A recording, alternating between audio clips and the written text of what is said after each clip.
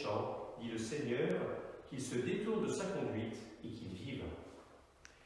Ta parole, Seigneur, est vérité, et ta loi délivrance. Le Seigneur soit avec vous. Et avec votre esprit. Évangile de Jésus-Christ selon saint Jean. Gloire à toi, Seigneur. En ce temps-là, Jésus s'en alla au mont des Oliviers. Dès l'aurore, il retourna au temple.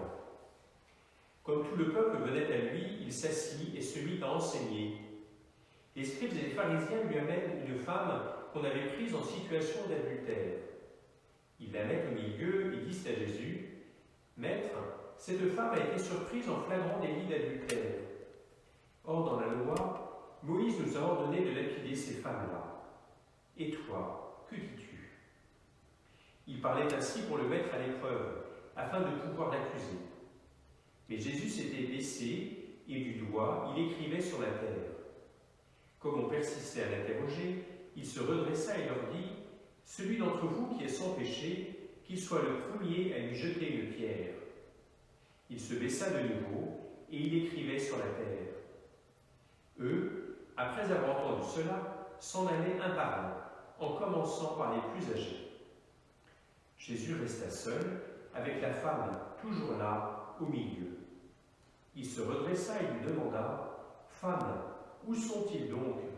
Personne ne t'a condamné » Elle répondit, « Personne, Seigneur. » Jésus lui dit, « Moi non plus, je ne te condamne pas. Va, et désormais, ne pêche plus. » Acclamons la parole de Dieu. Louange à toi, Seigneur Jésus.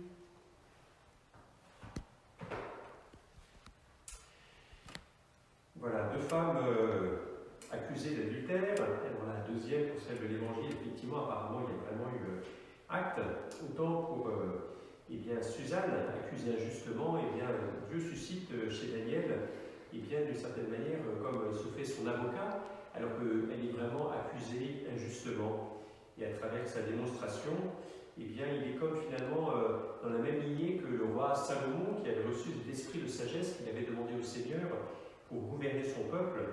Et on sait bien, voilà, à travers ce récit voilà, de ces deux femmes qui se déchiraient pour le même enfant, et bien comment Salomon avait pu les départager, alors que l'enfant de l'une d'entre elles était mort.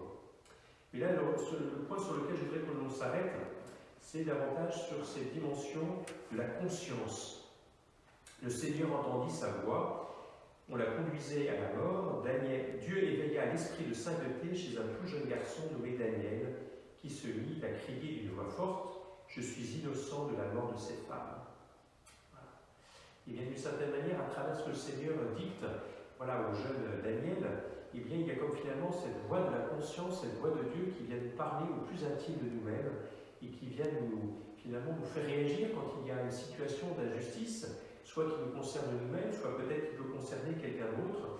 Eh bien, l'Église nous a toujours demandé d'écouter la voix de notre conscience, que l'on soit croyant, que l'on ne soit pas croyant, et notamment peut-être en la formant, en prenant le temps de se former, et voilà, en écoutant sa conscience, en formant sa conscience morale, eh bien c'est aussi une manière pour nous de rendre gloire à Dieu à travers eh bien, l'intelligence, à travers le cœur qui nous a donné, qui nous a formés.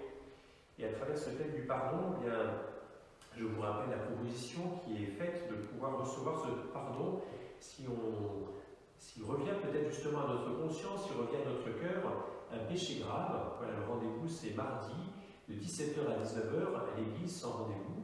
Et puis je vous inviterai à écouter aussi la formation qu'on vous proposera mardi et jeudi, d'abord sur le thème du pardon, d'abord voilà, sur pourquoi, et puis ensuite voilà, comment recevoir le pardon, comment eh bien aussi former sa conscience morale.